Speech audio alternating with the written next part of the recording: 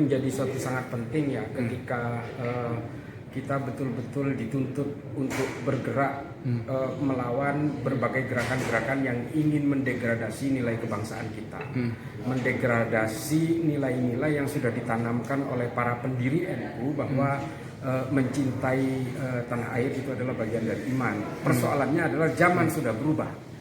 Zaman itu sudah bergeser bahwa ke depan ini ancaman-ancaman itu tidak simetris lagi, tapi asimetris. Nah, ancaman-ancaman secara cyber war, cyber psycho war dan sebagainya ini memang menjadi persoalan jika orang-orang yang punya pemikiran-pemikiran yang wasati, pemikiran-pemikiran jalan tengah ini tidak bisa menguasai berbagai kanal-kanal digital yang saat ini menjadi tumpuan dari berbagai agitasi, ideologi-ideologi yang sebenarnya ingin meruntuhkan kebangsaan kita.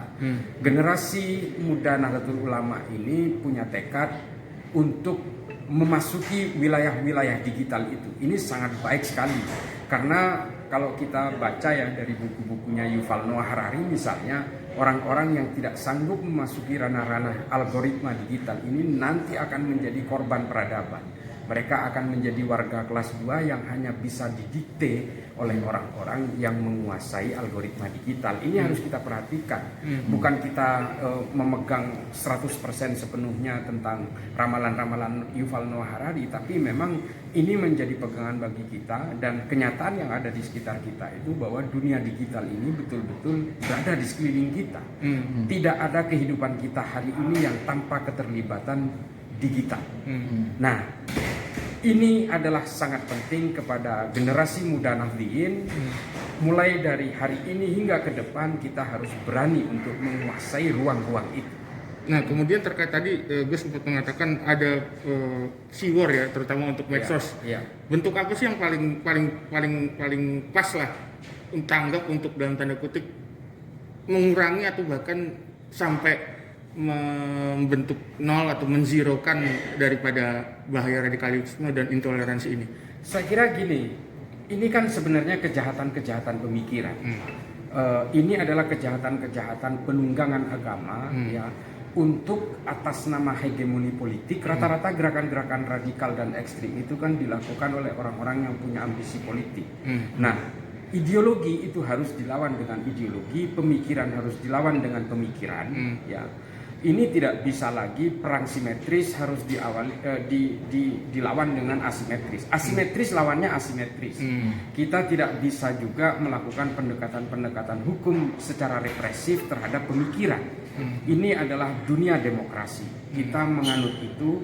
Oleh karena itu, dari kawan-kawan sekalian memang terutama dari kalangan Nahdliyin, generasi muda Nahdlatul Ulama dituntut untuk melakukan perang propaganda itu, perang ideologi, perang pemikiran, supaya apa? Populasi kita itu tidak terjajah sepenuhnya, digerus satu persatu untuk mengadopsi ideologi-ideologi yang membawa agama ke arah kebencian, caci maki dan brutalitas. Ini memang tidak boleh diberi ruang karena fungsi agama itu adalah untuk menenteramkan, memberikan kedamaian dan menjunjung tinggi kemanusiaan. Bentuk perang asimetris sih, terutama dalam hal mulai merebaknya yang sampai detik ini potensi radikalisme dan intoleransi itu menurut Gus apa sih? Jadi gini ya, kalau kita runut secara historik sebenarnya pasca Perang Dingin ini kan dunia Barat ini tidak punya lawan setelah tumbangnya komunisme. Nah, di sini kemudian kalau teori ideologi itu kalau tidak ada musuhnya dia tidak akan berkembang dan membesar. Nah, ideologi yang dianut oleh negara-negara Barat seperti kapitalisme, liberalisme dan sebagainya ini menciptakan musuh-musuh baru dan salah satunya adalah ideologi keislaman berbasis agama. Nah, persoalannya adalah ideologi ini sengaja dibenturkan oleh orang-orang sesama muslim hari ini.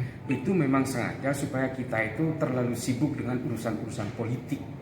Ini yang menjadi permasalahan. Jadi kalau kita perhatikan mengapa Hizbut Tahrir itu markas besarnya di London.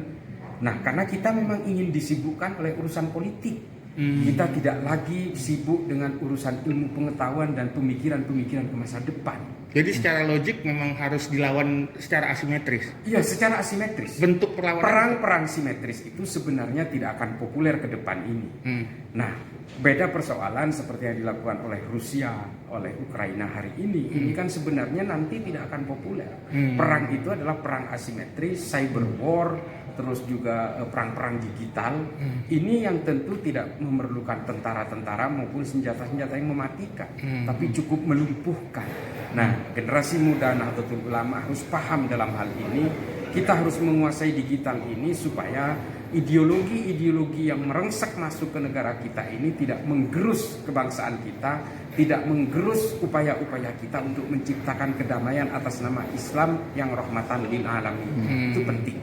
Sebagai pertanyaan pamungkas, Gus, hal apa yang menjadi urgensi terutama dalam hal mengurangi potensi radikalisme dan intoleransi yang kemudian generasi muda NU juga wajib turun ke seperti kata Gus tadi, perang medsos segala macam. Apa sih yang menjadi harapan kedepannya? Ya, NU ini adalah salah satu organisasi terbesar di dunia dan juga terbesar di Indonesia.